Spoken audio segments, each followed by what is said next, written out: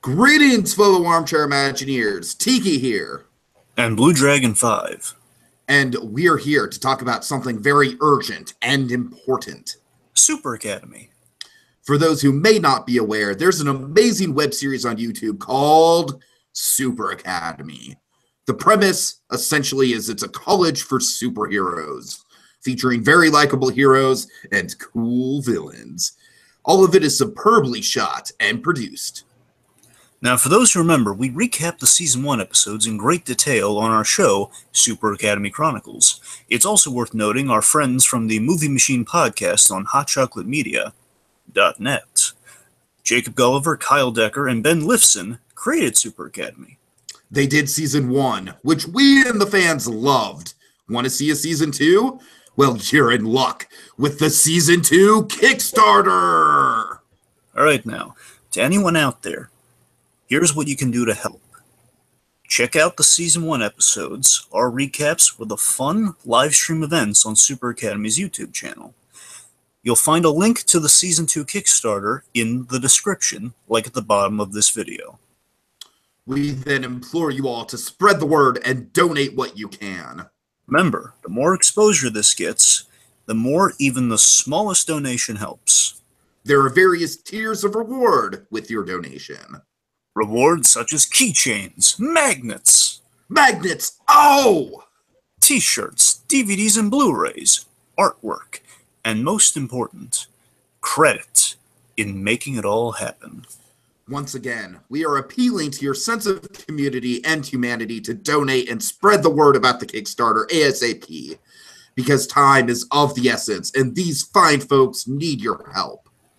This is your opportunity to be a hero to Super Academy. Today! Link in the description.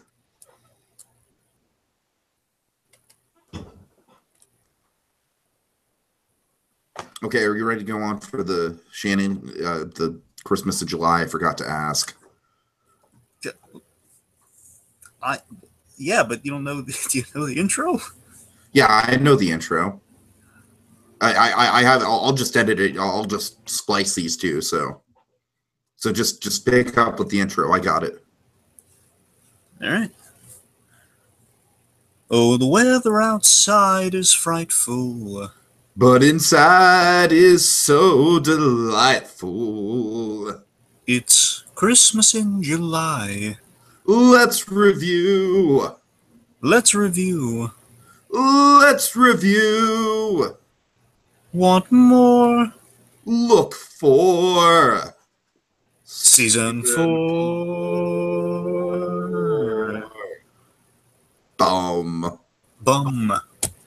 Yes, that's right, folks. We are back with another Christmas in July because, scheduling has just been we are busy little elves at the North Pole preparing for Christmas Dragon, or more accurately, we are lazy Christmas shoppers who have waited till the last minute to buy our Christmas presents. At any rate, we're kind of behind, so we're just going to jump right to it, Dragon. What are we talking about today? Guardians of the Galaxy.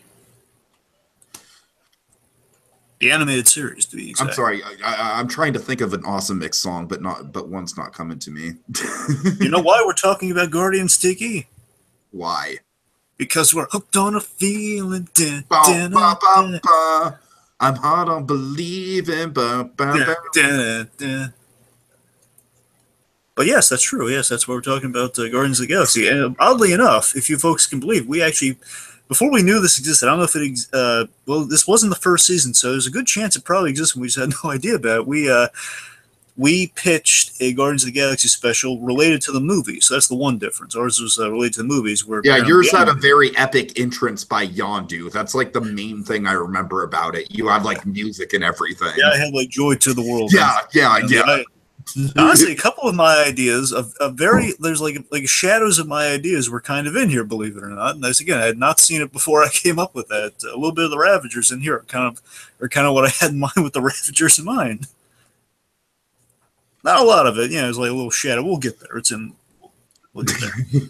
And once But again, this episode, like everything else in Guardians of the Galaxy, including the Epcot ride, I just have to laugh because there's shadows of the Epcot ride in here. It's just like, it's all about Quill's childhood. Yep. So Tiki, I had shown you a little bit of the animated Guardians of the Galaxy. I've watched like the first couple episodes of it on my own. It's fine. It's I don't know. I like it okay. It's just there's just a whole lot of TV I'm getting into right now, so it just kind of gets lost in the shuffle. But I'll say Marvel Animation on TV, the way it's going, and I kind of told you this is kind of the selling point, is that compared to what they're doing on TV right now, it's probably the best they've got on. It's not saying much, but it has good moments, and it's not bad. It's just it's not the most amazing thing, but it's in the style of the Guardians movie, which I do really enjoy with the Guardians. That earns some instant points there. It's funny that you mentioned that, because for me, it's like certain characters are more in the style of the movies than others, and certain characters that are kind of taking more liberties with.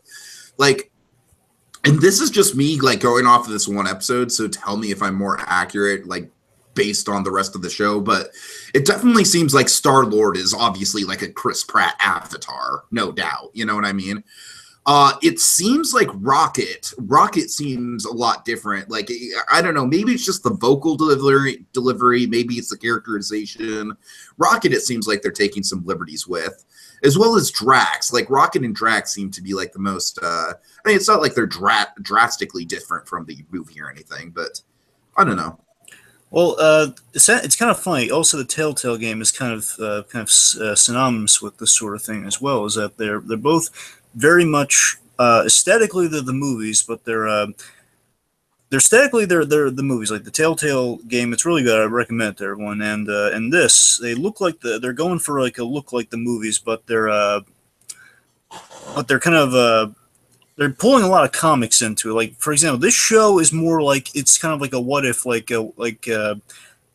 it's kind of like it's a loose continuity with the movies. That's what this series is going for. It's like a loose continuity with the movies, is that they defeated Ronan, but they bring him back in the show. So it's like a thing where they did kind of wipe him out, but he comes back. And it's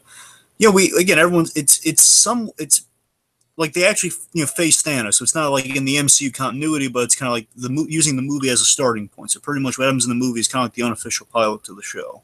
Mm. And we had some background, which that's the other thing I did show, like the shorts they had, like kind of old pilot shorts with, like the origin of Peter Quill, the origin of Gamora, the origin of Rocket, which I'm already remember. That's right. Yeah, I remember seeing those. So that's essentially, it's basically what if we add like a little bit more to kind of the movies as a jumping off point, which kind of infuses a lot of comic book stuff into it, and you're allowed to play with all the the toys in the toy box of the MCU, but not the movies. The MCU of the animated. Of the animated Marvel shows, which really are not that impressive, I gotta say. Unfortunately, I've heard Agents of Smash is a particular kind of bad. All I'm gonna say, I'm not getting into a whole rant or anything. All I'm gonna say is that there was Marvel's problem is that they had quality shows like Avengers, Earth's Mightiest Heroes, and especially that one's good. Yeah, that one and Spectacular Spider-Man. Those were the two crown jewels they had. I've also heard good things about Spectacular. Yeah, and unfortunately, both of them only lasted 2 seasons, and they just both got canceled out of the blue, just for very dumb reasons. Just they just didn't want to do it anymore. Mm-hmm. No, not the creators, but the networks kind of shut them down. They had plans to go on and do more stuff, but again, just. And then they replace with stuff that ties more into the movie. And by when I say that, it means absolutely does not tie into the movie. It's just saying, hey, what's in the movie right now? Let's put Ultron on the show. Hey, what's going on in the movie right now? Let's give Cap a new costume. Let's split them up temporarily. That's literally what they're doing right now. And that's why, honestly, my hope is that this and the new Spider-Man show they have cooked up is kind of doing what I think Guardians and this new Spider-Man show might start to slowly turn around. I'm always hoping for the best. But again, a lot of times just kind of like, trying to cash in on the movies. That's kind of what they're doing in the animation right now. But again, however it may go between DC and Marvel, DC is always going to have one up on the animation front on Marvel. It's always going to be that way. Mm-hmm. Sure. Anyway, so that's pretty much the Guardians, and also the Telltale game. Basically, it's the comics, but they look like the movies. That's essentially what the Telltale games are. But it's fun. Anyway, we're talking about the Guardians of the Galaxy animated special, which I want to say is the finale of the first season. They used it is, yeah. Episode 26. All All right, let's dive into it. So let's see. We begin like in the middle of a chase sequence where, or I'm sorry, is there a flashback before that? I don't know. Well, not before it. But we're on nowhere right now. Of course, no, okay. Familiar location. Again, big takeoff, and again, essentially the Bible of the show is the first movie. So they're on nowhere, and Gamora is chasing down Altru. That's the Altru. Yeah, I think it's Altru because I think Ultra for altruism. Allstate. I keep thinking it's a parallel for altruism. That's why I keep thinking it's Ultra. I think it's Altru. It's like Al, hey buddy. Hey, so, can I call you Al or maybe just Din? Or how about Laddie? Come here, Laddie. Exactly. So Gamora's chasing their bounty, Altru, who's getting away on nowhere. Rocket and Groot kind of mock Gamora for this, and he just kind of slipped away from Gamora rather easily. And they're saying, "Oh man, she must have lost a step." Gamora, of course, says something really snarky back to him, saying, "Oh, you two were lab experiments," which is how they met in the history of the show. I was out. Experiment on your face. Now, Dragon, I hope I'm right about this. I want to make it clear too. I haven't seen the whole series. I've seen like at least the first half. I'm going to be embarrassed if I'm wrong about this. Okay, so just bear with me here. It sounds like it's Jason Alexander as Rocket. It's not. Damn it! Who is it? I would have. Well, it's not him. I would have led with if it were Jason Alexander, I believe, because that would have been mind-blowingly awesome. But, it sounds like Jason Alexander. He's got like kind of a Jason Alexander-esque delivery. Like I knew that was kind of wishful thinking on my part. But okay, who is it? Who plays Rocket? Well, I'm not entirely sure off the top of my head who. Because I know like 3 out of the 5 of them. Of course, the big one I know is Kevin Michael Richardson as Groot. Yes, Vanessa Marshall, who was in Spectacular Spider-Man, as a really good Mary Jane, by the way. She's a really good Mary Jane. Nice. She plays Gamora. Basically, everyone except Rocket and Drax are off the top of my head. One of my favorites in animation, Will Friedle. He voices Star-Lord, one of my favorite characters in Guardians. So to me, that was a match made in heaven. Which is again, I should say this is while we're talking about the voice actors, so we can move on. They're all. Again, point of Genesis is the movie, but they're not doing impressions of the actors. Well, that's the thing, especially Rocket. Like, Rocket in particular, I don't want to dwell on it, but he seems like he's really doing his own thing with it. And that's why it sounds like like I said, like a Jason Alexander-esque delivery for me. I think it captures kind of what Rocket's all about, though. I think it captures, like, the elements. No doubt. Anyway, so let's see. So, hold on. Just because I feel bad, I'm just going to look this up really quick. All right. Yeah, so Kevin Michael Richardson as Groot is, I mean, he only says 3 words, but it's great. Dragon, I remember, there was just this really, really misleading headline on a news article that was like, "Move over, Vin Diesel, Marvel recasts Groot." And I'm like, what? For the animated series. I'm like, oh, God, come on. Okay, Trevor Duvall plays Rocket.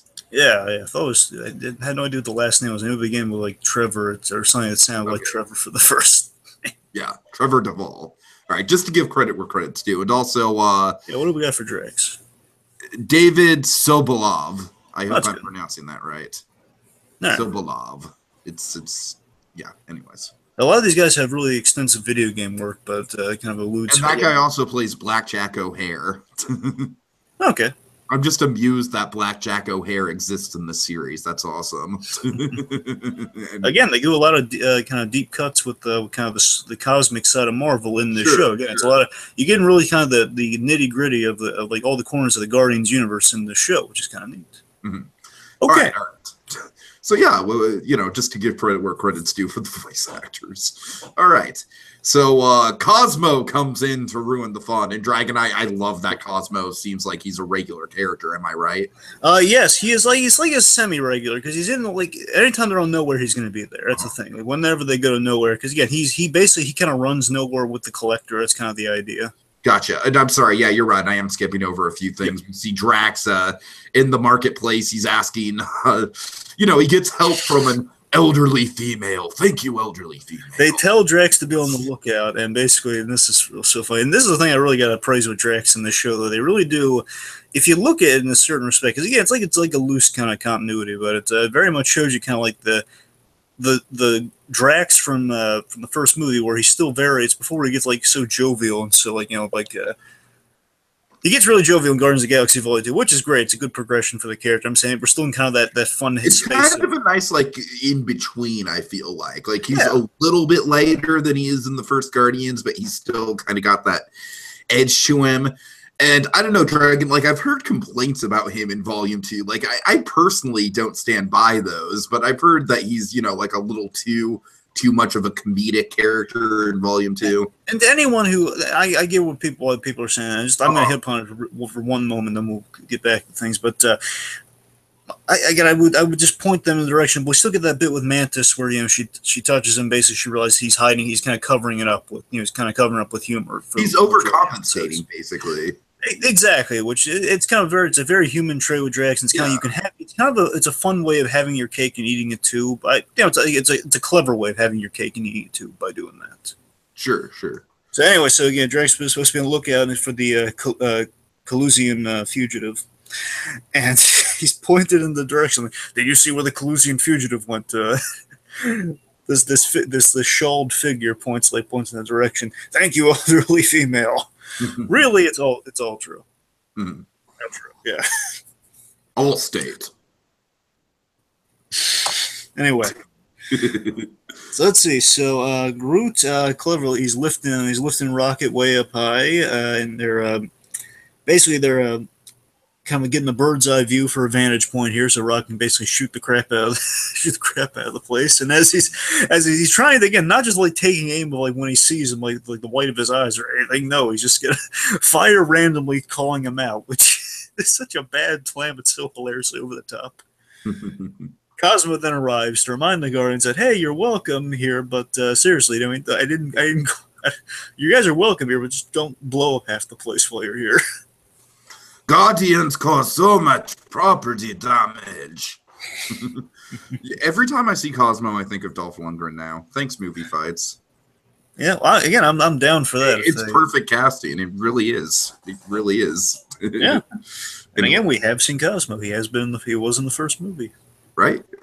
Well, then he's in both. And he's in Mission Breakout. Yep. Okay.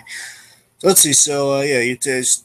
Oh yeah, you're just taking the fun out of it now, Cosmo. So let's see. Drax is very determined. He charges for what he thinks is Haltru, which in reality looks nothing like Haltru, and that is Gamora. And he jumps over, just missing her, like leaps right over her. And you're not the Calusian. What was your first clue? Drax having no grasp on sarcasm just yet. He says, well, first it was your green skin, then it was your weapon, then it was your female proportions. So essentially none of the traits that Ultra would have. Nope, and then Rocket just reminds Gamora that Drax does not speak sarcasm. So Rocket reveals that basically kind of exposits a little bit here that we're going for the bounty on Ultra, and there's no sign or interest. And apparently there's no word back from Quill. It seems like Quill's head isn't really in the game. He doesn't really have much interest in the show. Where is he? And then we have a really, really great kind of Orson Welles bit with Star-Lord. Yes, I'm so glad you bring that up, Dragon. Thank you. Oh my God, this whole episode is basically a parody of Citizen Kane to a certain extent. I gotta tell you, me being the big Star-Lord fan that I am, mainly the movie star. I won't mix hairs. Like I was there from the beginning. I'm not. I was the movie onwards. Sorry, because Star-Lord just keeps kind of by the books. Like he was kind of a jerk, but he also was like, hey, he's the generic team leader. That's kind of my take on Star before the movies. Anyway, so we have Star-Lord looking in the window of this a space store on Nowhere, and he sees it's not a sleigh per se, but it's like something sleigh-like, which is kind of giving this flashback to the sled that he wanted, where he's kind of very Christmas story-esque. And let's hit some tropes, by the way. So. Again, kind of like window shopping around Christmas. Also, out of place Christmas. True, yeah, like not a Christmas away from home. Well, yeah, not just that, but like a Christmas in like an unexpected environment. Yeah. Mm-hmm.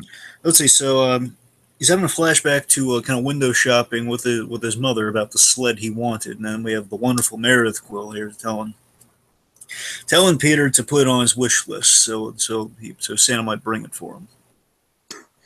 Oh God, Rosebud. Yeah. Which is nice. Again, every time we kind of hit kind of Peter's past, and we see we see Meredith. It's always kind of a nice little heartfelt moment. I mean, yeah, I don't know, it's always kind of like a nice little kind of continuing. No. I mean, I will give it credit where credit's due. The payoff for this is really good. Yeah. Like, the payoff for this is honestly both, like, really funny and kind of heartbreaking at the same time.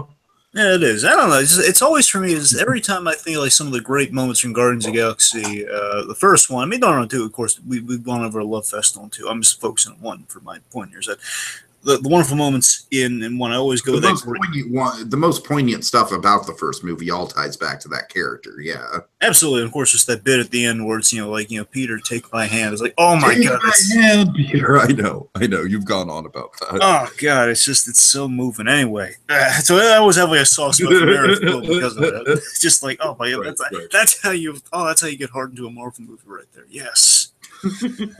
Anyway.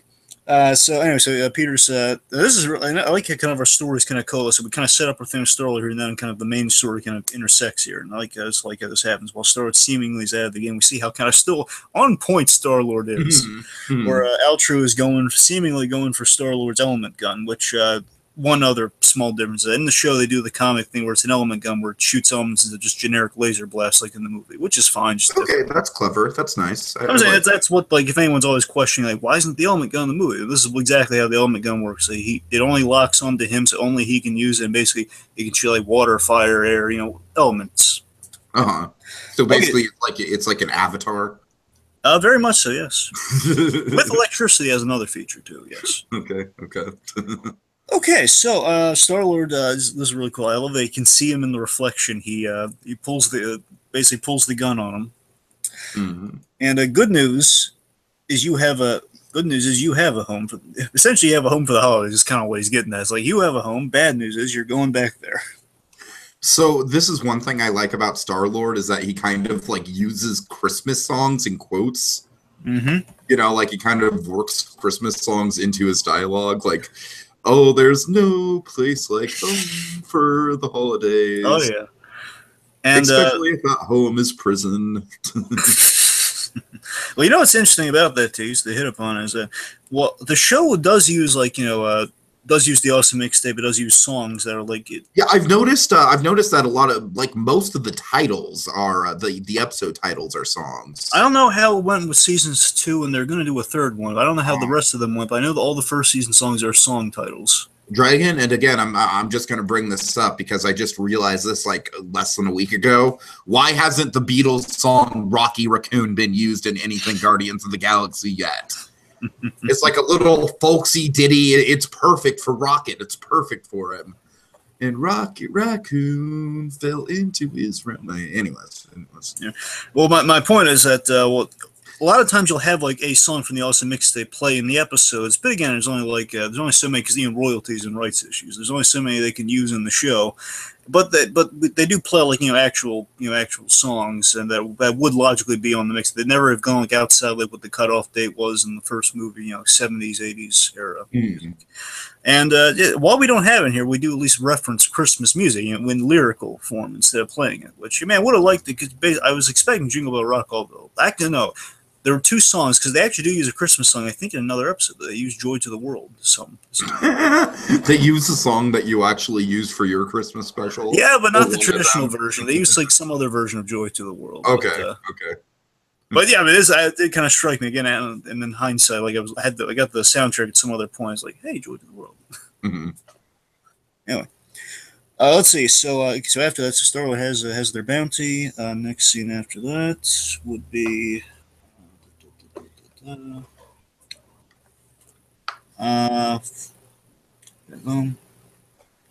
all right. Yes. Oh wait. I guess there's this bit where Altru he plays the damsel for a moment.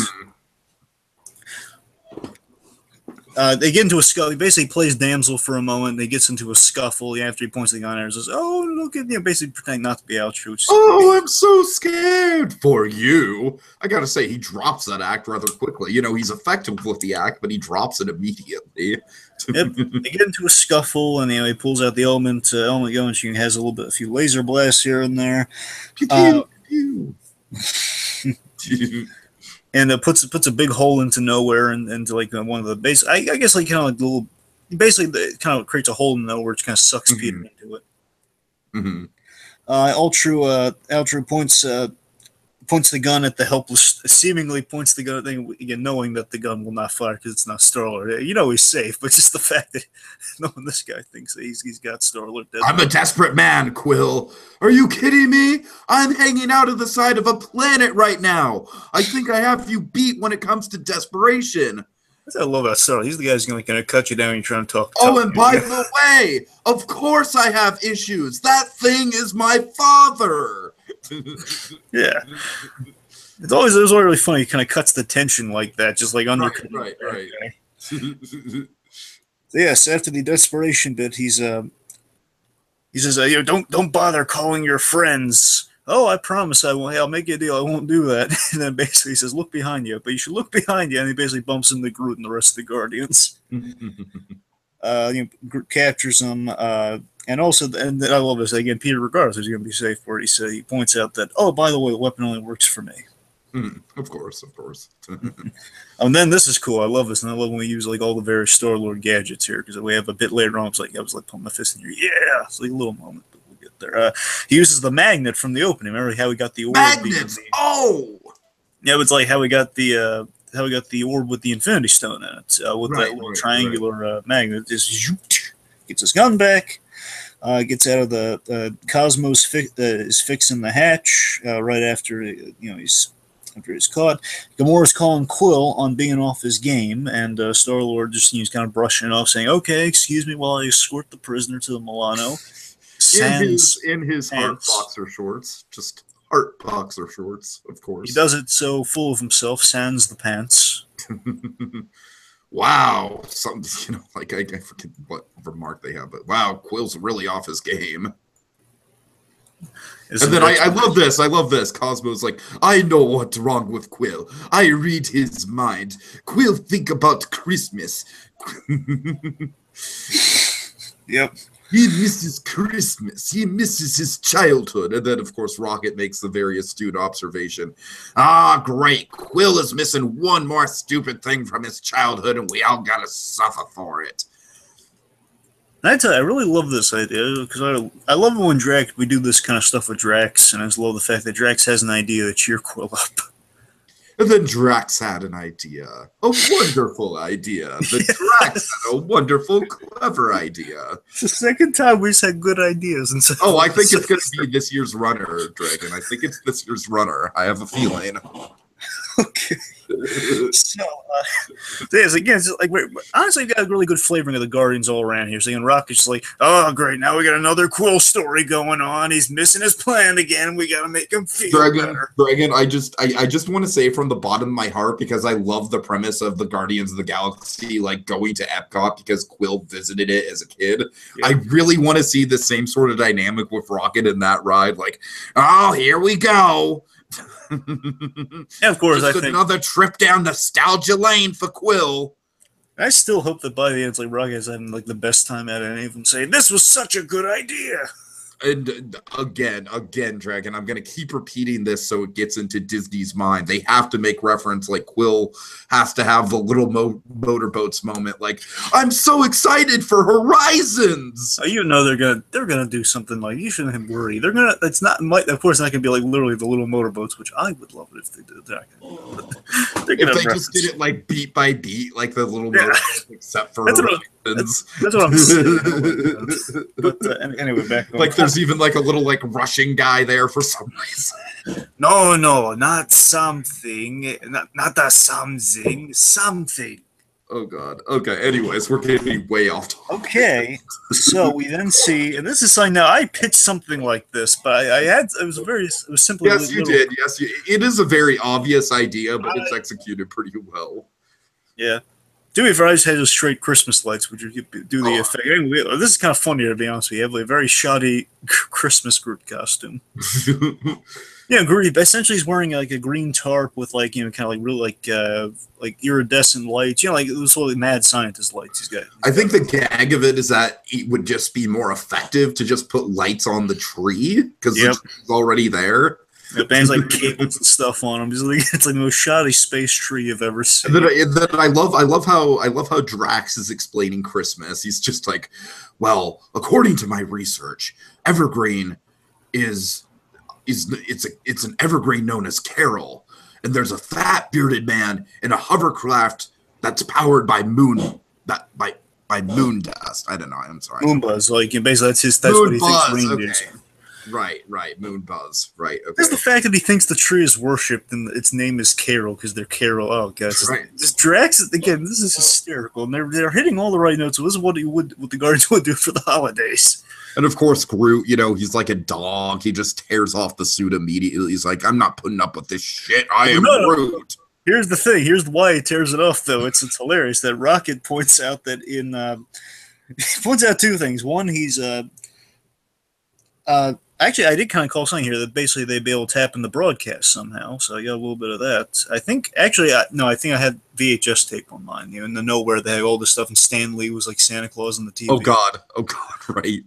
That's the thing I had. But anyway, just the point is, all Nowhere having that's where you get kind of your Christmassy kind of information from, basically like shopping around. But I mean, this is different. It's cool, different, and I like these ideas. I didn't kind of dawn on that they could somehow pick up on the broadcast, and that's how Rocket also has gotten some research, and that's how we get Christmas special in this thing. And basically, he basically got a broadcast of the Christmas Carol, which does definitely shape this episode in many ways. Of course, there's another big Christmas trope for this. We're doing Christmas Carol for the episode.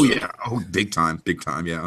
In so many ways, and basically, Rocket's interpretation. It's such a. I never thought of this with Christmas Carol, but it's so very to the point that yes, it's about Spectrals scaring. It's about Spectrals conning a rich guy out of his money.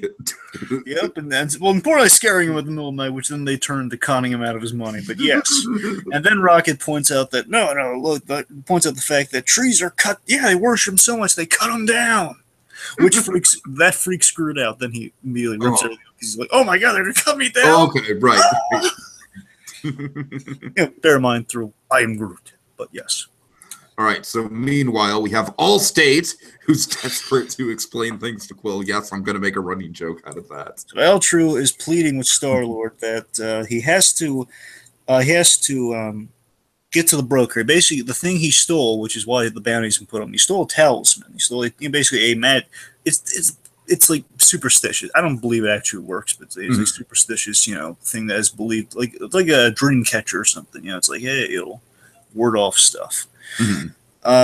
Essentially, it tells me I need to get to the broker. Of course, I love a good mention to the broker because I like the broker. Yeah. Basically, I have to get this. You have to get this talisman to the broker that you stole from Niza, and basically that you stole from the guy who put a bounty out on you to get it back. So Star-Lord's unsympathetic, and I gotta tell you. So again, let's address this now. Star-Lord essentially is our Scrooge. He's our Scrooge. He's our Scrooge. We got a winner. Yeah. Kind of our first. It's kind of funny because Star-Lord is both the person who's the most nostalgic for Christmas and the Scrooge at the same time. Yeah, it's a very interesting Scrooge. They broke new ground. It's a Scrooge in conflict with himself. Oh God. Okay. Not as internal a conflict as Invader's in, but a conflict all the same. Right. But yeah, I mean, I like this idea that Star-Lord, again, he's very understandably unsympathetic. Well, okay, yeah, you're just going to say everything you can to get out of this, but I mean, you stole something from the guy who hired me to get you. It's just business. I got to take you down because I also want a bounty here. Mm-hmm.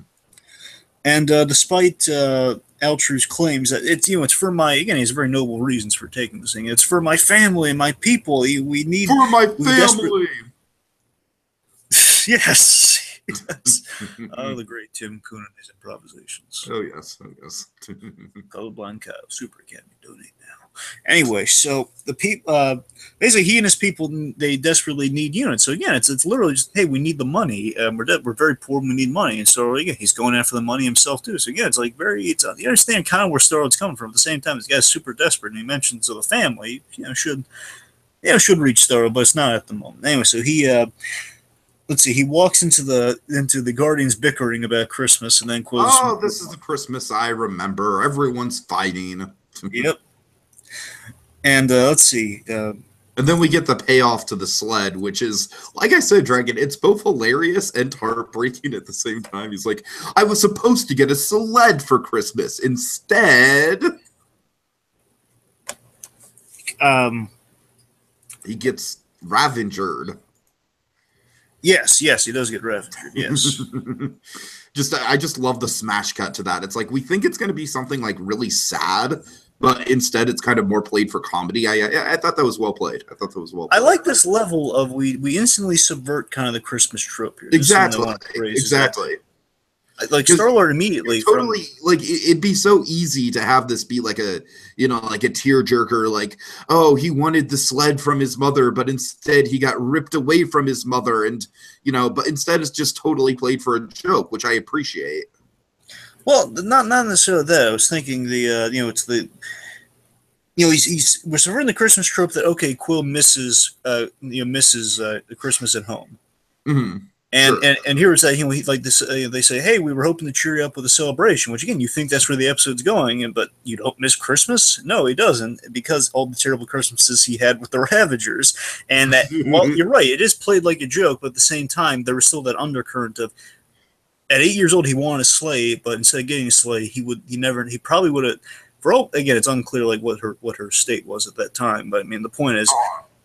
Whether he would either have not spent another Christmas with his mother, or the fact that he was abducted. Again, I don't know how strict to the movie they're sticking with that, but the point is, I don't know when she was abducted in the show. Right. The point is, again, instead of a Christmas with his mother where he might get a sleigh, he's like he's unwrapping like a monster of some sort, and the Ravagers like laughing at his expense. Oh God! And again, like my idea with the Ravagers is that basically had kind of like essentially a Festivus type thing going on, where you had to wrestle for your gifts or something. Right. Yeah, basically it's like Yondu is like, it's like they have like a celebration, they get wasted, and they just like they're all partying around basically as a way of like they have like the Earth custom, like they wear like a Ravager version of the Santa suit. Yondu wears a Ravager version of the Santa suit, and he's saying, "Okay, Quill, if you want your gift, you're gonna have to earn it." Oh God! A sense of that sort of thing. Where basically you wrestle like feats of strength very much. So that was kind of where I was going. But yeah, the idea of Ravage is kind of making a terrible Christmas for Peter Quill and him like not letting that memory go. Mm-hmm. Okay, let's see. So before Star goes into specifics, potentially kind of dwelling on how that makes him feel and what he missed out on, the team is distracted. I love this. There's the gag, really, of this, is that we're before Star can get into specifics of how he feels about this sort of thing, we notice his old Guardians are distracted by watching Christmas Carol. Yes. And then we have like the Ghost of Christmas Past. It's kind of a fun little gag of like, hey, you were just having a flashback. They're watching the Ghost of Christmas Past segment. Dragon, I'm sure we don't have a specific version of Christmas Carol we're watching here. My mind goes to these weird details. Oh, what are you thinking? You thinking George C. Scott? Probably George C. Scott. Like, I'd love it if it was Muppet Christmas Carol, but it's probably not. No, they would have gone more Michael Caine with it if it was. Yeah, exactly. Remember that you'll see. Well, we're about to get there anyway. So let's see. So we arrive on the planet Kalu. I think it's Kalu or Kaluians. So Kalu. Mm-hmm. It's snow cover, which is neat. Like the team is kind of reacting to this because there's not a lot of snow in the galaxy. Yeah, right. Like Trax is very thrown off by it. Yeah. So is Rocket as well. Yeah. Well, he's thrown into it, but yes. Right. So despite Altru's, again, I like that Altru's really going at here. He's very, very Bob Cratchit-esque here. The poor family guys just begging. Oh God, you're right. He totally is. So despite Altru's pleas, again, Quill is Mr. Cratchit, I'm just chasing the units. Exactly. That's essentially what Quill says. Very much so. Again, it's all business, and this thing, Star-Lord would have gone through, and I like that we're kind of hitting this sweet spot with Guardians of the Galaxy. We're kind of hitting that something good, something bad, maybe a bit of both, and it's kind of like something bad followed by something good, which turns into a bit of both. It's like, Right, it was good for the wrong reasons, but in the end turned good. Okay, and then here's the second reference to Citizen Kane. Allstate gives Quill a snow globe. Yes, yes, he does that. Amazingly, it does not break. No. Like the most sturdy galactic snow globe you've ever seen. Because I was saying, literally mirror the show. We'll get there. We're jumping ahead. We're going to get to more Citizen Kane as the thing goes on. Anyway, so Ultra shows the snow globe with his homes, basically, and this is exactly what my what the home looks like. Go there. Tell them not to sell it. Tell them not to sell our home. And we do get a really kind of nice somber bit here. Home is I believe, I forget, or clarify this for me. Did Star-Lord say this, or is Ultra says home is everything? I'm pretty sure Altru says it. That's a great line to Altru to Quill here, because bear in mind what Quill's kind of denying to himself here is, of course, as usual, he misses home. He's convinced himself, he's like a galactic pirate. I don't need home. But moments again, the Ravagers have kind of calloused him a little bit to that. Right. So this whole thing is like deep down again. While he's just like saying, "Oh, I had bad Christmases with the Ravagers." That again, he misses that year with he could have gotten a sled with his mother. It's like home is everything. It's like that kind of being said to Quill, and that's kind of telegraphing what Quill's true problem is. So it's kind of nice storytelling in that. I appreciate it. So again, Quill's brushing off that. Tell to the toy soldiers, which are the robotic guards. Fun little again, toy soldiers. Hey, Christmas. Can we mix that into the tropes, toy soldiers? Yeah, that's what I was going for. Yeah, all right. Yeah. Put it in the trope pile. Okay. Yeah. Okay. Not exactly the big. No, would have been hilarious. We got like the big toy soldiers from Santa Claus too, but. Oh God! Or like the ones from the Disney Christmas Parade, the Babes in Toyland ones. Yeah. Okay, let's see. So now they walk in there. We have Niza. Niza, of course, the gag being he looks like, and his name is a kind of a pun of Ebenezer Scrooge. Ebenezer. Oh, I get it. Clever. It looks very, very Ebenezer Scrooge-esque. So he reminds them that the deal was for the item and Altru and the item. So they toss the item in the air. And by the way, one of my favorites here is honestly, I don't want to get us into a tangent. So we have Stephen Root as Nisa here. Okay. Which is cool. I like Stephen Root. Yeah. Toss it into the air. Indulge me, please. Toss it into the air, and then his beast jumps up and catches it like a bone. All right. So the Guardians are escorted to their reward. Yes. Before we hit that, I want to just remind everyone, this is going to be important for later on when we continue with the episodes, that we have a kind of a cool take on Scrooge here, is that the idea is this item repels spirits away, so the idea of a Scrooge who really, it's almost as if Scrooge knew the ghosts were coming and he could actually avoid it. That totally sounds like a comic book reinvention of Scrooge or something like that. It's a cool, again, as much as we always get fat. Here's the thing, Teague, it's so funny.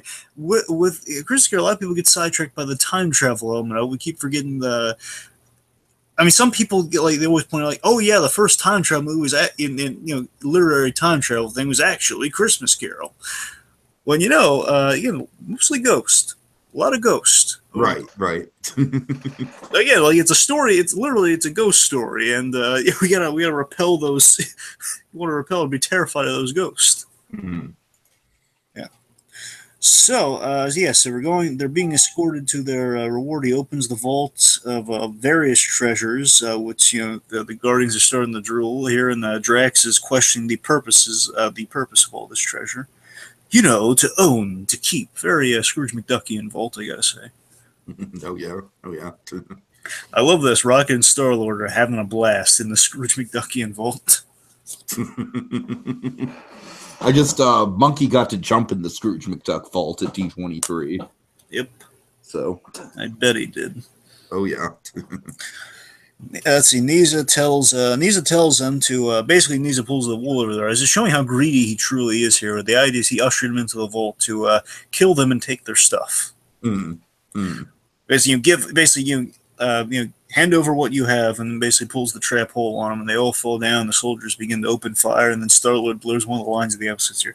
Man, I never get what I want for Christmas. Oh, the great Will Friedle. Perfect casting for a TV. Yeah, and I gotta say the writing for Star-Lord is very on point. You know, it's just very quippy, very much what the Peter Quill that we know would say. Not only Good Ron stuff. Stop, not only Ron Stopple, but also Terry McGinnis from Batman Beyond. Oh yeah, yeah, good resume there for sure. Okay, let's see. So Groot's providing some cover, very much like the "We Are Groot" scene from the movie. Oh yeah. By the way, how did they address that? Did the Baby Groot thing just not happen? Is that just a retcon or what?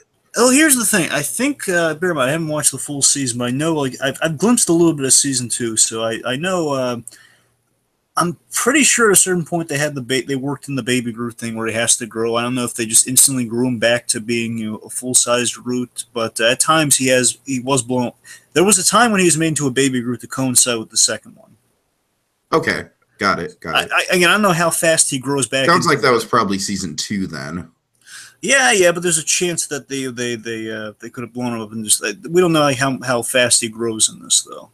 For sure. Again, that's bear in mind, me not having watched every episode of the show, so I could be entirely wrong on that. But I'm pretty sure they addressed the Baby Groot thing at some point.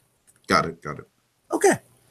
So, anyways, so Groot's providing cover fire. Essentially, they're fish in a barrel, which has this great gag with Drax where he's Quill saying, I am not a fish. His Quill's like, he doesn't even, he realizes the folly in what he's just said when he's looking at Drax. Never mind. There's a couple moments like that are pretty fun. Oh, yeah. Let's see. And then Drax is like saying, and honorable warriors must fight face to face. Of course, these are hunks of metal. We can't fight them face to face. This gives them an idea.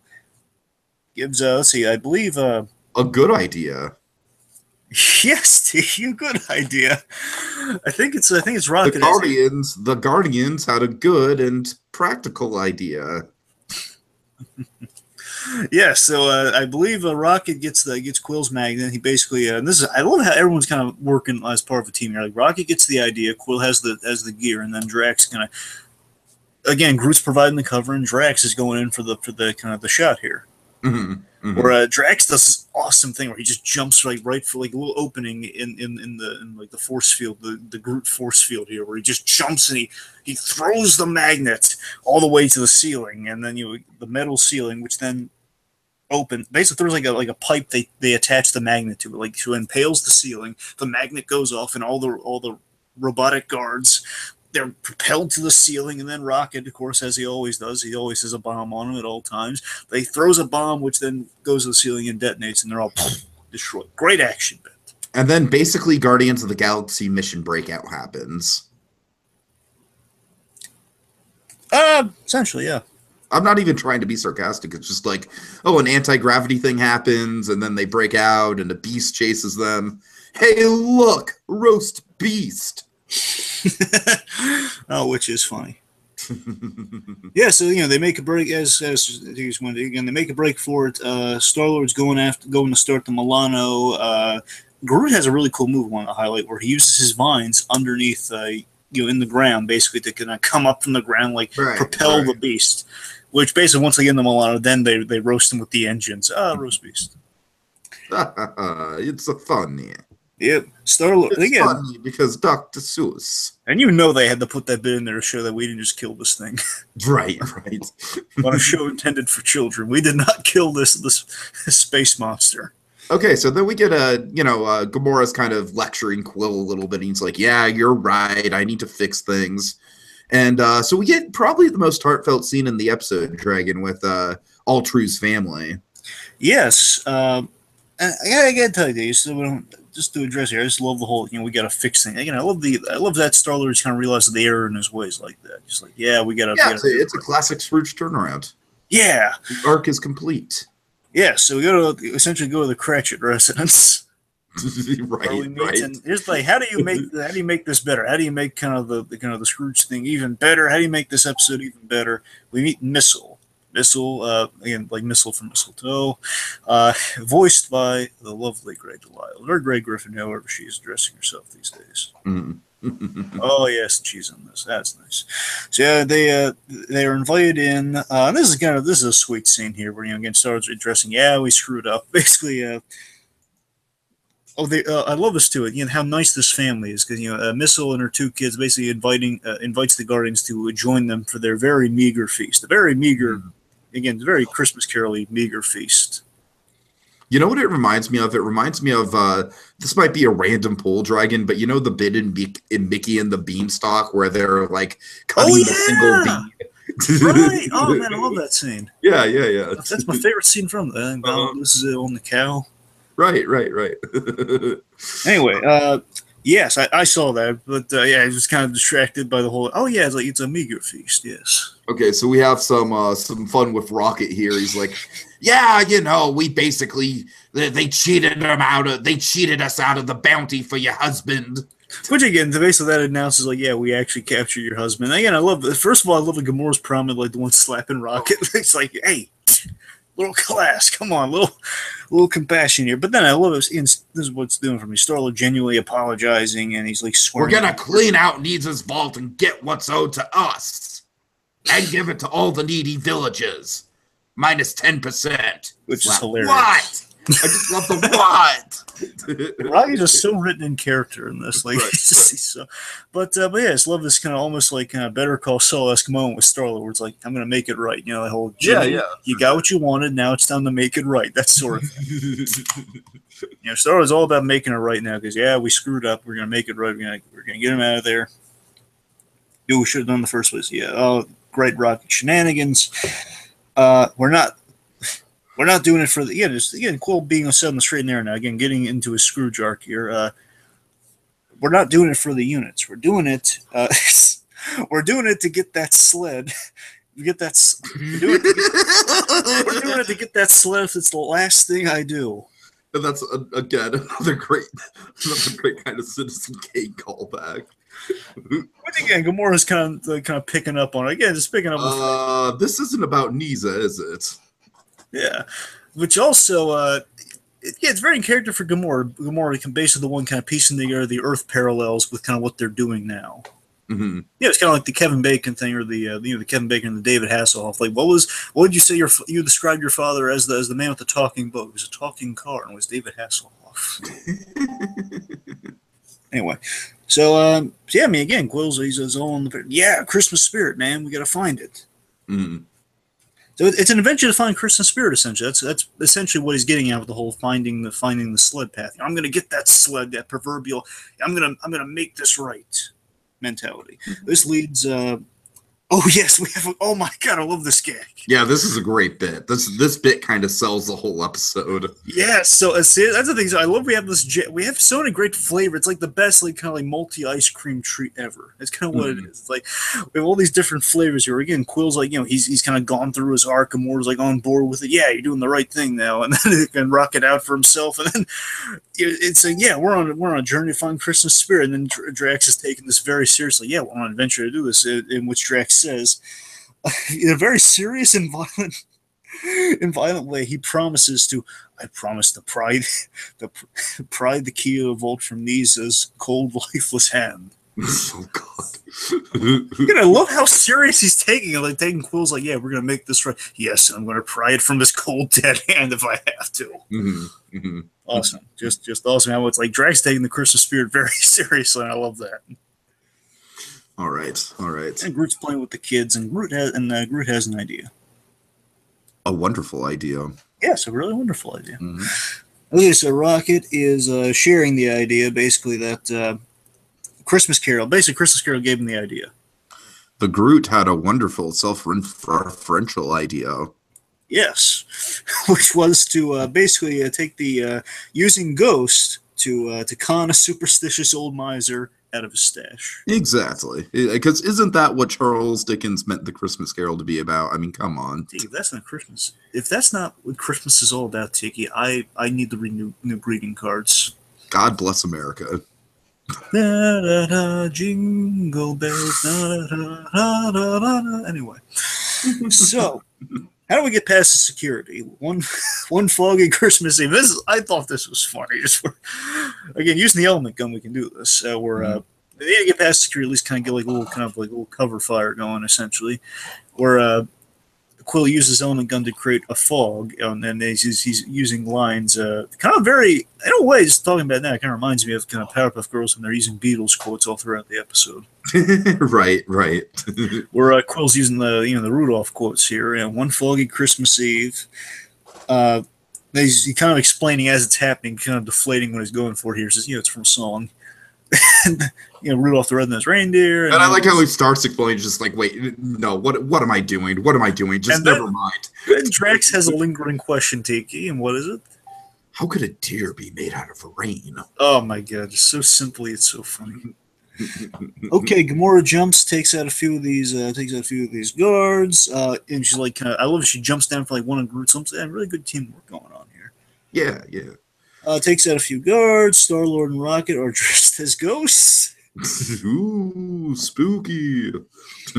Rocket's peeved that he got stuck with the dress. I told you it because it wouldn't fit me. Nisa is sleeping in his room, which of course is identical to Scrooge's. Right. I'm surprised they didn't have a gag about like indigestion or something. I gotta tell you, if you think about the connotation with all this, there's a chance that Charles Dickens may have either explored space or been an alien, because again, he kind of just modeled after Nisa. Yeah, exactly. I think we're ancient aliens, Dragon. Ancient aliens. Yeah. I mean, with the Asgardians kind of count like that. Why not? Oh, man. Okay. Let's not. Like, I mean, they do. It's Dragon, feasible. look. I just saw Valerian, okay? So, like, my tolerance for, like, nonsense sci-fi is kind of low right now. Anyway. Yeah. Anyway, let's see. So I could lay out like a whole Thor 2, the dark. Oh, I'm sure you could. How we could, believe me, I could, because we could use the same logic as anyway. Go on. Oh, I know you could. Believe me, I know. All right, so Nisa's sleeping in a room identical to Scrooge's, with the cool curtain bed, all the regular trimmings. Groot fills the room with bioluminescent spores, or like basically doing like a little lightning bug trick from Guardians, which is really cool. Oh man, I love that scene. Mm-hmm. There are so many good scenes in Guardians. The whole thing's really. Of course. Anyway, fills the room with spores as Star-Lord floats using his rockets, floating above him. And by the way, in the series, he can kind of split the mask in half. That's why he has like the eyes like that. Okay, nice. He can make different parts of the mask. Anyway, so Star-Lord's looking very ghostly. He's floating over him like a spirit after the keys to the vault. Rocket has a Beatles reference. By all means, share it. I'm gonna take you on a magical misery tour. Yes. Not the album that the song Rocky Raccoon was on, but yeah, basically they're he's using the talisman, which obviously is no. But then I love Groot's delivery. It's just like, I am Groot. So getting there, so one more I want to really hit on why that's so great is that we have this group where like.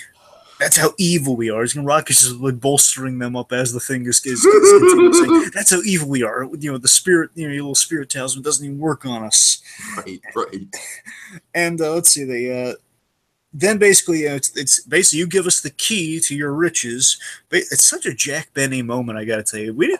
Honestly, that's a take I'd love to see with Scrooge. Very Jack Benny. Like, he's so cheap and he's so frugal. He would actually. I just love this concept with Scrooge that he's so greedy. That he he would rather, if given the choice between his riches and his ark, he will go on the ark to preserve his riches. Mm-hmm. Anyway, so give us the key. You're going on a ghostly voyage into every mistake you've ever made, and that made you the universally despised scum you are. And he's down for it. He's absolutely down for it. When do we leave? Yeah. That's, to me, it's like, we have some new reinventions on the Scrooge, like some tropes here. We got some new some new takes on the Scrooge myth, which, by the way, we have two Scrooges for the price of one. We have a literal Scrooge, and we have, like, our arc of Scrooge. Yeah, exactly. And what's kind of funny is the one actual Scrooge does not change at all. No, not one bit. So ironic. Anyway, so then... following that, Rocket's then saying, "Hey, I'm going to show you essentially, I'm going to show you Christmas present, which is going to be that all the misery, the stuff they actually can show them because they can't take them to the past. We don't have the budget for that." And then we have, for me, this is what we're getting to here. Is, oh my god, just to accentuate Rocket's point about Christmas present. I am Groot, as like his arm I am extends Groot. with the snow globe. And to me, it's so obviously not Ghost at that point when you hear I am Groot. Right. And if he was really listening, he would have heard that, okay, Groot technically, I don't think he spoke in the scene, but you can probably figure, okay, I am Groot, that's probably not a ghost. And it's like, it's shot so hilariously fake. That's like, your future if you don't hand over the keys. I just love how their idea of being ghosts are just like enunciating things, like elongating their vowels. Exactly. And again, they're going off of that one movie, which essentially, depending which version of the movie they watch, that's their read on what a ghost is. Right. No, ghosts, that's how theatrical ghosts sound like. All right. So after the I am Groot holding the snow globe, Ghost, they use the trinket. Basically, the trinket is your future, and then he freaks out. And again, this fun take on Scrooge, he freaks out. I'm going to be poor. And then basically, this kind of motivates him to just as he's about to kind of give him the key and everything. It freaks him out enough. He's flipping over. Then he realizes, oh wait, I have a blaster under my pillow. For the Tooth Fairy.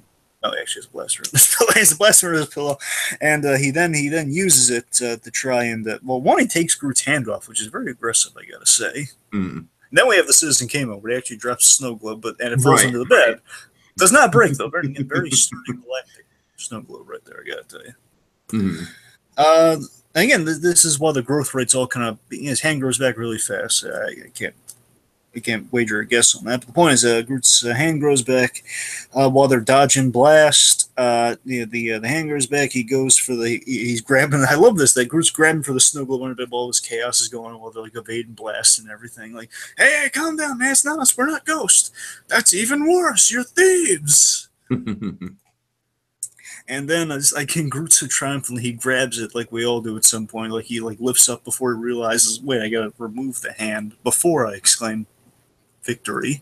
And in doing so, he throws the guy's aim off, which big hole in the side of the castle. Mm-hmm. And it takes out a wall, but they find the key right in the sock drawer. Womp womp womp. Okay, meanwhile, Star-Lord and Gamora, they go after Altru. Well, they're going after Altru. They go to basically Rocket's going after the take us through some of this, huh? Yeah, sorry. I don't mean to leave you in the dust. You're just kind of going at a quick pace. Okay, let's see. So yeah, they're going after him. They need a way to catch up. Let's see. Well, they split up. So Groot and they're going after the Vault. Sora and Gamora, they're going after Altru. Mm-hmm. Altru has this really nice bit where it says, I knew you'd come back. There's something in you. And this, to me, was a really genuine. This is kind of one of those Garfield moments we had. You're like one of those little Garfield moments. That's the thing. The Christmas spirit. That, to me, it might be like our barometer for just like that Christmas spirit description. It's a Garfield moment. Exactly. Quill's quote is like, well, I might still have a little Christmas spirit in me after all. A drop or two left. That's such a classy line. Just like him describing what he sees in him. Christmas spirit. It's like him acknowledging, yeah, it is a little bit of Christmas spirit after all. Such a nice moment, Tiki. Such a Garfield moment. Okay, so they're loading the treasure, and then the robots kind of burst in, and it's too heavy. It's too heavy, Dragon. They need some mode of transportation. Now, I'm going to point out, the coolest image we've ever seen on Christmas in July, up until this point, Dragon, is Batman riding a reindeer, right? It's up there. It's up there. But I would have to say, Groot as a sled gives it a run for its money. I was really caught. Sled is amazing. You're right. That is definitely the image of the episode. It's absolutely Groot as a sled. It's perfect. But before Hidden Pond, I like what guilds us there too. Is that it's a really nice moment where Star-Lord it looks like Groot's to save. I was just imagining they're gonna okay, ditch the riches and we'll get out of there. That's what I thought they were going with. They didn't go with it. Right, I kind of applaud them for subverting that. Hey, it's it's your riches or your lives. I'm thinking. Exactly. But no, it's this really nice bit where Groot seemingly is going to sacrifice himself yet again. Like, hey, we're too heavy. He gets off, and then Star-Lord says, no one's getting left behind. Again, I like it. Star-Lord's sticking up for his buddy Groot right there. And then Groot, he reveals he actually jumped off to transform into a sled. Literally, the visual, the perfect image of Star-Lord's dreams coming true. Yep. Looks like you got that sled for Christmas after all, Quill. Now, there's like a fist pumping moment if I ever saw one. Like, yes! Yeah!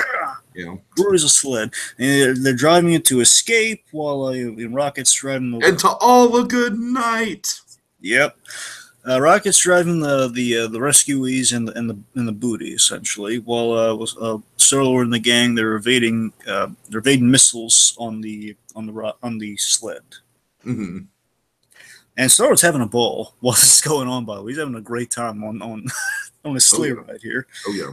Drax Gamora deflecting a few blasts. And this to me is really the coolest part of the sled thing. So when Star-Lord's using his jets on his boots to propel the Groot sled across the canyon here. Mm. Let's see Santa pull that move. Let's see, and then they're realizing, okay, we're about to hit a cliff here. We could use some flying reindeer right now. Then Groot uses an arm basically as a kind of a grab. Oh, that's such a cool move. Oh yeah, it's like the arm coming out of the sled. It's really visual, really nice. Oh, and it kind of evades some soldiers, and that worked out nicely. Mm-hmm. Then, unfortunately, the Beast is on their tail. Rocket has an ultimatum as Nyssa is coming like a little communicator on the rocket powered, not the sled, but like the little transport. Return the treasure, or precious. Precious Beast. Or precious will devour your friends. And then Rocket, as Rocket would, comes up with option 3.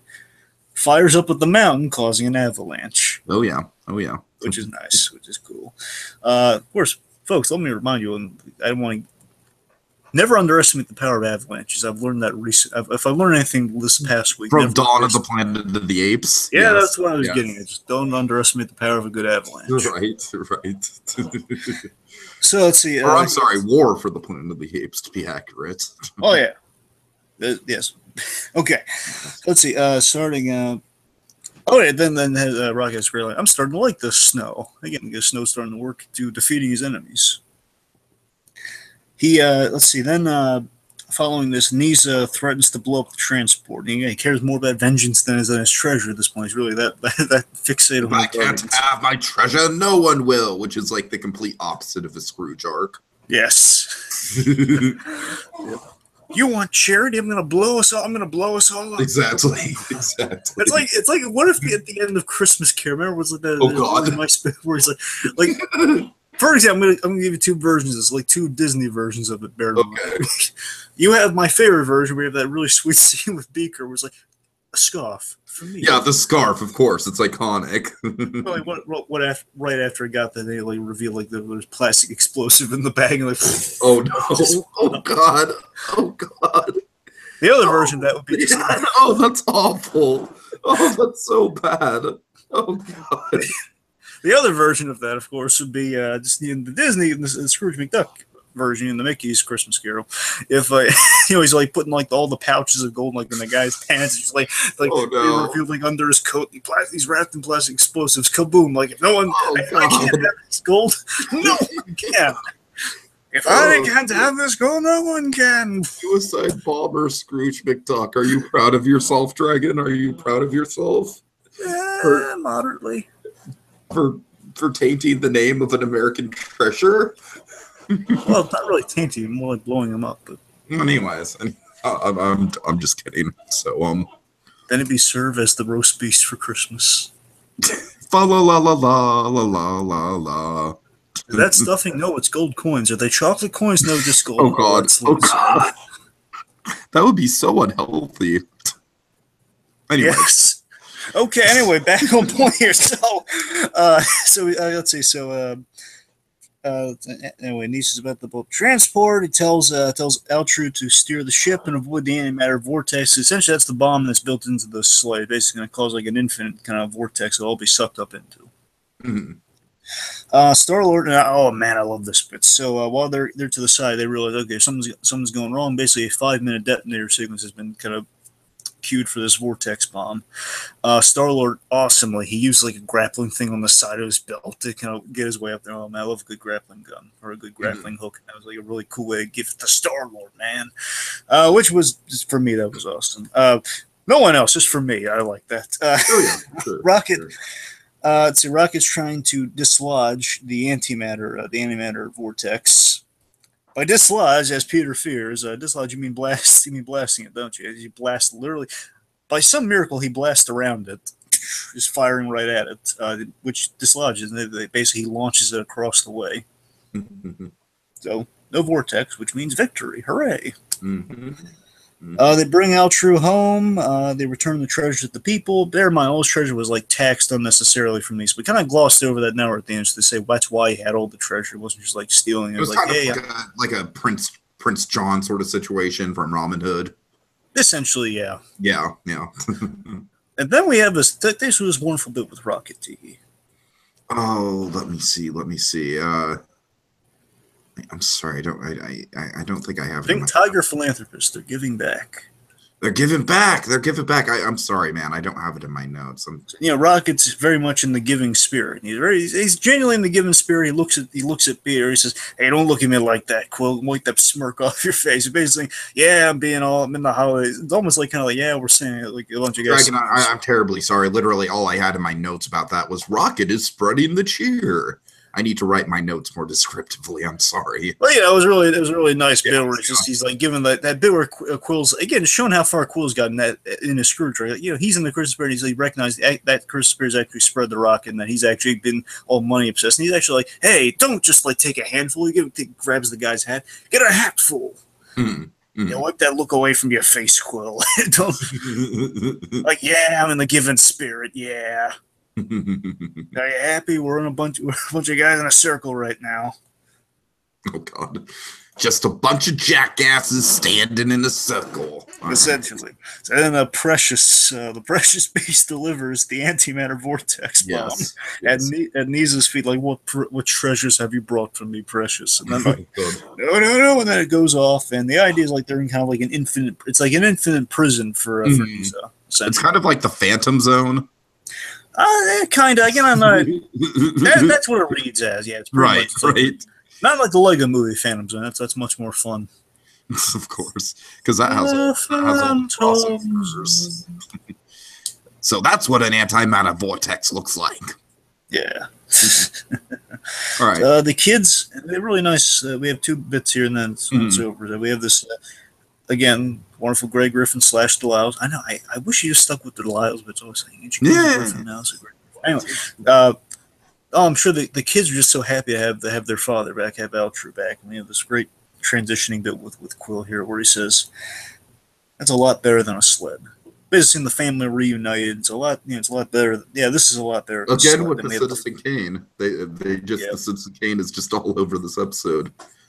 Then we flash back to kind of like the perfect little ending here. This is a great flashback. This like really captures the heart of the first movie, I think. With Peter and Meredith, and he made. Oh man, it's so sweet. Just give me the name. Oh my God, it's so adorable. That he made her. I made it for you, and she opens it. It's a star. It's like a little star ornament with a heart drawn on it. Yeah. Yeah, it's a paper star. It's a star heart. It's for the top of the tree. Yeah. Oh my God. Oh, it's so nice. And then and then she says a line. I know it's like she could probably say this every time we get a reaction out, but it's such a perfect line that first one. I love when it comes back. Like, oh, I love it, my little Star Lord. Like, oh man, that's a great origin for the name. Oh man. Of course. That's good. And then we have the two of them in front of the tree with the little star on the top of it. Oh man, that's better than a sled right there, Tiki. I'll tell you that much. That's better than a sled. Yeah, it is. It is. I'm not going to argue with you, Dragon. It definitely is. All right. Okay, so there you go. I guess I'll launch into some final thoughts before we get to our tropes and get out of here. Dragon, I gotta say, like talking through this, like I liked it when I first saw it. I've watched it a couple times now. I did like it. I gotta say, like talking through it, I really appreciate it a lot more because you and I really did like kind of break down how this special does sort of sort of examine the tropes and kind of poke fun of them in a way that Guardians of the Galaxy would. And I think that's the strongest trait with this episode. You know what I mean? I mean, and it goes beyond like the obvious ones, like the big Christmas Carol set piece in the middle of the episode. It's all very subtle. Like, the whole idea of like, we think we're going to get a very tragic, tear-jerking origin story. Instead, we get kind of a joke, but it still has dramatic implications. It's just like, it's just a lot of setups and payoffs and a lot of unexpected humor. Really good stuff. I was amused all the way through. It's a great kind of subversion of the Christmas Carol story. Like the All True family is just it's such a good stand-in for the Cratchit family. You know what I mean? Yeah, I mean, while Christmas was it was a Christmas episode, of course, but I love that you and I, we just have like a lot of like bombastic fun with the Christmas stuff in our Guardians pitches. And we had some fun music choices and everything. It was like less Christmas songs, but we worked them in inventive, what we thought were inventive ways. And I don't want to mean anything. I'm just saying, like, we're not the guys at the MCU. We don't have like a patent like making like the best Guardians of the Galaxy special ever. Obviously not, because James Gunn actually wants to make a Guardians of the Galaxy special, and I'm sure, believe me, it'll be better than anything. It'll be way better than anything we come up with. Yeah, that's what I'm saying. Like, we're just dedicated fans of the Guardians here. Like, if we made that because we thought it was never going to happen. Now there's a chance it might even happen. I'm just showing you that's how ironic the world is these days. But this one, they went a lot more subtle, a lot more kind of from the heart with it, which is something, again, that's something really to commend. And I can only imagine like what other possibilities you can have with a Christmas special with the Guardians of the Galaxy if James Gunn ever gets to it. For sure. But yeah, this was fun. It's kind of a nice little, as it is, it's a good subversion of some arcs. So the Christmas is kind of in the back, is in the background, like the hallmarks of what it's getting at. It's impressively subtle about it. It's not just like ordinarily what they would have done is like, we have like them trying to make like a Christmas, trying to make like a Christmas in space for Quill, and then it's like, this is going to go disastrously. We're on a mission, and then at the end, it's like, you know what? I'm in the Christmas spirit, guys, which probably would have been passable, but they would have done a little better than that. Mm-hmm. Yeah, so definitely. I was very impressed by it. I'd never seen it before this, and I was enjoyed it. All right, let's get into the trope of it all. Yeah. Okay, so obviously Christmas Carol. Yeah, of course. Everything with Christmas Carol, the All True family being the stand-in for the Cratchits. Of course, unexpected location, the All Be Home for Christmas angle, longing for Christmas nostalgia. History of bad Christmases with the Ravagers. Yes. Scrooge with Quill. The coveted Christmas gift. Yes. Let's see. Christmas tree with Groot. Of course. Not exactly an umbrella tree, but references to Christmas carols. Yes, song lyrics. Rudolph the Red-Nosed Reindeer. Oh yeah, gotta love it. Roast beast. Yes. Grinch references. Oh yeah. We have kind of multiple Scrooges, in which one's a literal Scrooge and one is just kind of the Scrooge arc. Right. Getting someone to the Christmas spirit, with Rocket as well. I mean, someone who just comes completely like all for the money, and by the end he was like into the Christmas spirit. Mm-hmm. It's snow. Snow indeed. First snow experience. Right. Yeah, and like an emotional, nostalgic ending. Well, I kind of mentioned the nostalgia, but you're right, the emotional ending for sure. I mean, like very much like a Hallmark ending. That's kind of was good. It's a Hallmark moment. Oh yeah. I mean, a lot of good trips in there. Okay. So, folks, I think this episode was definitely a winner when it comes to Christmas in July, because it definitely broke down and examined a lot of the tropes, kind of put them in a little bit of a scientific sort of thesis, if you will, because Guardians of the Galaxy is science fiction, and so Guardians of the Galaxy is like, all right, let's make this a little bit of a scientific experiment, and that's what we like to do here, Dragon. As well as peeking beneath the wrapping paper. Once again. All right, Dragon. So, what are we going to do tomorrow night? Well, next, we're going to talk about, we're going to go with Matlock. Yes. Not just any Matlock. Matlock featuring, again, there's so much Albuquerque verse in this, you wouldn't believe it. We have, I know. Not only is it Matlock, which of course is referenced all over Better Call Saul, but it is also featuring one of our favorite Christmas tropes, Bryan Cranston in a Santa suit. Wow, that's just amazing.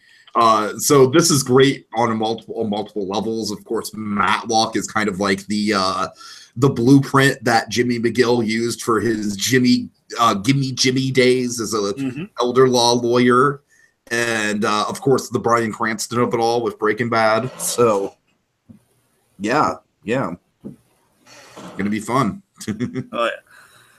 So Tiki, I gotta pose this to you. Tiki, I'm just on the edge of my seat. Tiki, I've been racking my brains. I can't anymore. I'm so desperate for it, Tiki. It's like I'm longing more than Star-Lord longing for that beautiful sled. I'm at wit's end, man. What do we call this wonderful process where we can be like a wonderful idea? I need a wonderful idea. What the heck are we gonna call? What are we gonna call this process, Tiki? The scientific process of finding out not only what the true meaning of Christmas is, but finding out what all the tropes mean, Tiki. What does it mean? How does it fit together? What's the pattern? What makes a good Christmas special? What do we keep falling into? What on earth do we call this? What is this? It's putting the mistletoe underneath the microscope next time on Christmas in July. I